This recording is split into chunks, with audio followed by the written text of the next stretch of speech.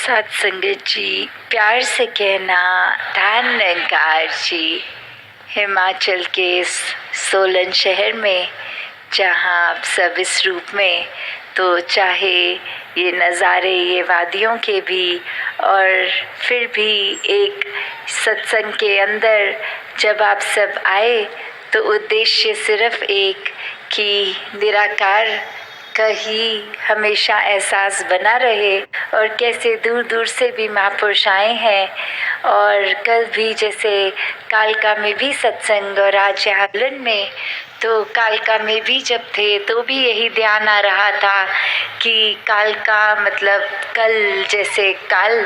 तो कैसे हम इस समय में जब है ना बीते कल की ना आने वाले कल की, बस इस समय इस निराकार से हर जुड़ते चले जाएं तो हर पल जीवन का ये जुड़ाव में ही होगा, ये लिव जुड़ी ही रहेगी। और आज भी उसी रूप में आप सब जब आए हैं, इतने महापुरुषों के वचन भी सुने हैं, तो किस प्रकार फिर वही भाव की निराकार से जब तक जुड़ना है, और माध्यम तो ये सेवा सिमरन और सत्संग है। कैसे अब जीवन में जब हम प्राथमिकता इस परमात्मा को देते हैं तब तक जीवन में ये खुशहाली भी रहती है, मन ये आनंद की अवस्था में रहता है, भक्ति में हमेशा लीन होता है।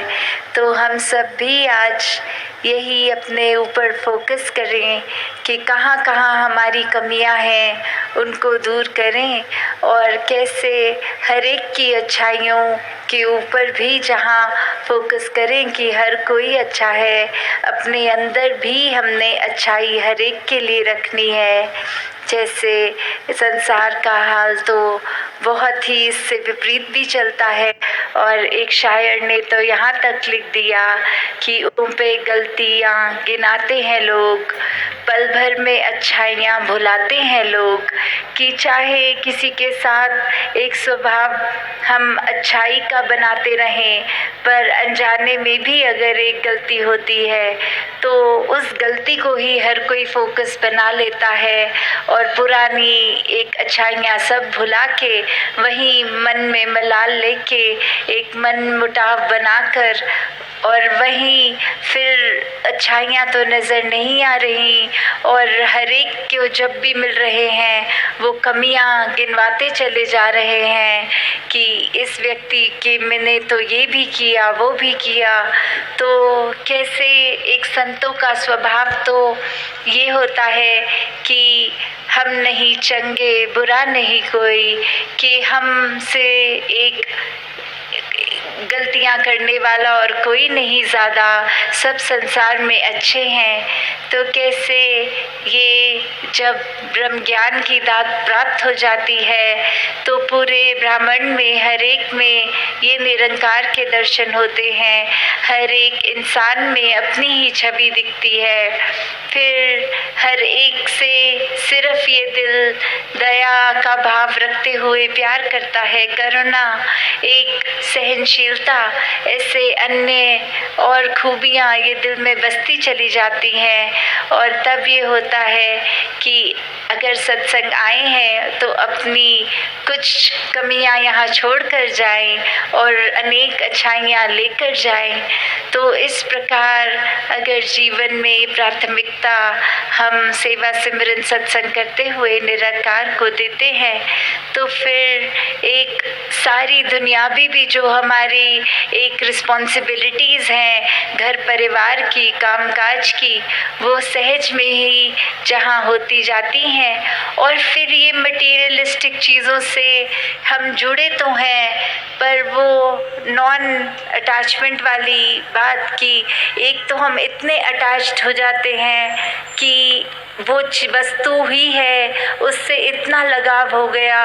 कि वो आज जीवन में नहीं है। तो कितना मन अशांत है, कितनी उथल पुथल मच रही है। तो non attachment means to care without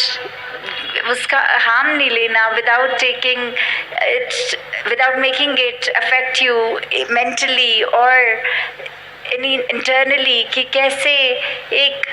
attachment तो रखनी अच्छी बात है, क्योंकि एक है, पर उसका रूप क्या होगा? डिटैच्ड अटैचमेंट की जो बात, वो नॉन अटैचमेंट की बात, कि बिल्कुल ऐसा भी नहीं कि एक्सट्रीम हो जाए कि ये वस्तु, ये इंसान जीवन में है तो ही जीवन ठीक चल रहा है, जब उसकी कमी हो तो फिर ये एक कमी हमारे मानसिक संतुलन को बिगाड़ रही है, हमें परेशान कर रही है। जिस प्रकार अगर उदाहरण भी देखें तो चाहे हम एक एंजॉय तो कर रहे हैं टीवी देखना, पर ये भी नहीं कि जितनी देर टीवी देखने के बाद वो बंद करने का समय आया तो मन परेशान हो गया। नहीं, वो बात कि जितनी देर टीवी देखा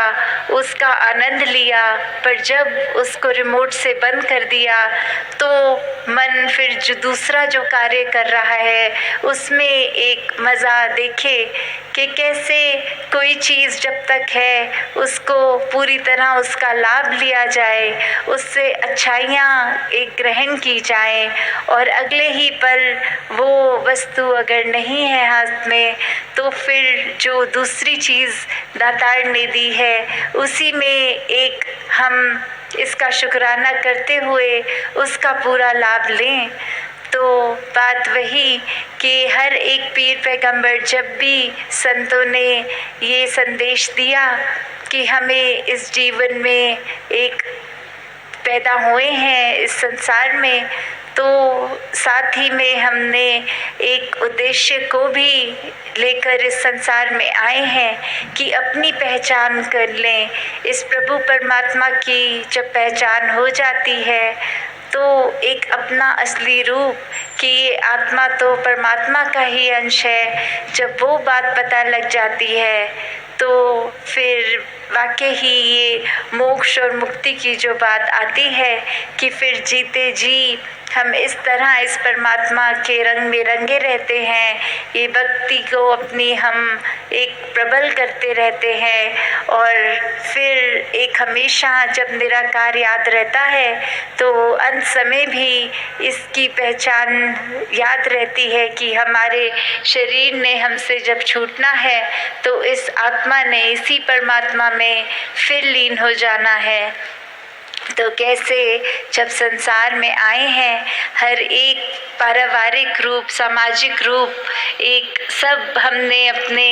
वो रिस्पॉन्सिबिलिटीज़ भी निभानी है। कहीं भक्ति का मतलब ये नहीं होता कि अकेले होके इस परमात्मा से जुड़ाव रखें, नहीं, अपनी सारी दिनचर्या को निभाते हुए एक दूसरे के प्रति हमारे जो भी कर्तव्य है वो निभाते हुए वो भक्ति का रूप कि एक ग्रस्त वाली भक्ति, ये समाज में रहने वाली भक्ति, जब सब इस भक्ति के लिए ही एक उसमें लीन रहते हैं तो हर समय दिल भी हर एक के बेटरमेंट के लिए ही रहता है कि हमने हर एक का परोपकार करना है। इस संसार में आए हैं तो चाहे वो सोशल कॉजेज भी हैं जो अक्सर आप सब वैसे भी निभाते रहते हैं, ट्री प्लांटेशन हो गई, ब्लड ड्राइव्स हो गई, अन्य और भी कितनी भी जब भी पीड़ा पहुंची इस संसार में किसी को तो आप सब पहुंच के वहाँ एक परोपकार में अपने ये तन रूपी सेवा, मन रूपी सेवा, धन रूपी सेवा को भी लगाते आए हैं। तो उसी प्रकार जब परमात्मा कण कण में है तो परमात्मा की सृष्टि भी एक इतनी सुंदर जिसमें हमारी कंट्रीब्यूशन सिर्फ सुंदरता को बढ़ाने के लिए ही रहे, और अपने मन के अंदर भी अगर प्रदूषण है, बाहर तो एक पेड़ लगा के ऑक्सीजन लेवल बेटर किया जा सकता है, पर अपने मन की प्रदूषण के लिए तो फिर वही सिमरन रूप, संतों का रूप, अच्छाइयों को पकड़ के जीवन में उतारना, ये तन मन धन से जुड़े हुए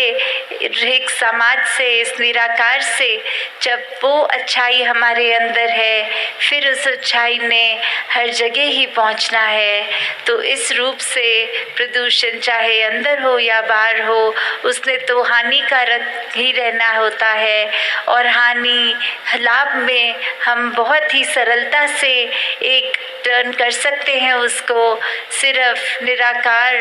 का ही एक ध्यान रहे, सिर्फ निराकार से जुड़े रहे, तो हर समय ये शरीर भी जिसके रोम रोम में परमात्मा है, फिर वो डिवाइन रूप एक जो है हमारा, जो हम सोशल बीइंग्स नहीं, हम डिवाइन बीइंग्स हैं, तो फिर ये मानवीय एहसास ये डिविनिटी के थ्रू ही होते जाते हैं। तो कैसे हर पल हम जहाँ कोई भेदभाव ना किसी इंसान से करें, जाति पाति, ऊंच नीच, रंग नस्ल और अनेक जो और भी आजकल समाज में देखें तो अलग अलग की ये अमीरी गरीबी, अन्य और जितने भी एक इंसान ने दूसरे इंसान से एक जुदा अपने आप को दिखाने के लिए जो एक अलग रूप बना दिए हैं अपने दिमाग में, ये दूसरे को अपने से नीचा दिखाने के लिए कि हमारा कल्चर, हमारी रंग रूप आकार ही एक सुपीरियर है, एक हम ऊंचे हैं, तो ये तो बात बिल्कुल लागू ही नहीं है। क्योंकि ये संसार हर एक में तो परमात्मा है, तो एक शरीर में परमात्मा ऊंचा, दूसरे शरीर में परमात्मा नीचा तो होना संभव ही नहीं है। तो हम फिर मन से ये मनमुटावों को भी दूर करते चले जाएं। हर एक में अपनी छवि जब देखेंगे तो जितने हम अपनी नज़रों में श्रेष्ठ हैं, सामने वाला भी उतना ही श्रेष्ठ नज़र आएगा। तो इसी प्रकार हर कोई एक संसार में जहाँ अपने कामकाज करते हुए जीवन व्यतीत करे, उसी समय वो कामकाज करते हुए भी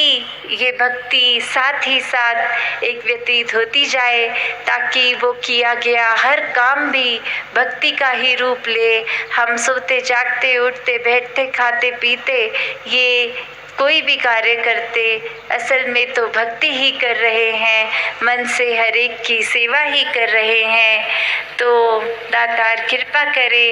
कि जहाँ इतने वर्षों बाद फिर सोलन का आप सबके दर्शन करने का अवसर मिल रहा है, तो यही भाव कि इधर भी संगत में इजाफा होता रहे, सब अपने कर्मों से ही वो चलते फिरते प्रचार बन के एक हर एक को आकर्षित करे कि अगर हमारा जीवन ऐसा है तो जिस कारण से ये सत्संग से हमारा जीवन ऐसा बना है, तो ये ब्रह्म ज्ञान रूपी दात जो हमें मिली है वो हर एक के घर घर पहुँचे। तो उस उद्देश्य से फिर हर कोई जब साथ जुड़ता जाएगा तो वाकई ही पूरा शहर जहाँ ब्रह्मज्ञानी बन सकता है वहीं पूरा संसार भी बन सकता है। तो दातार हर एक पे कृपा करे कि हम अपनी कमियों को आइडेंटिफाई करके जल्दी से जल्दी उन पर काम करें कि वो निकलती चली जाएं, वहीं अच्छाइयों को और पूर्णता से हम पकड़ के अपने जीवन में उसको लागू करते जाएं। सत्संगत जी, धन्यवाद। माता जी के वीडियो देखने के लिए सब्सक्राइब करना ना भूले। महापुरुषों धन्यवाद जी।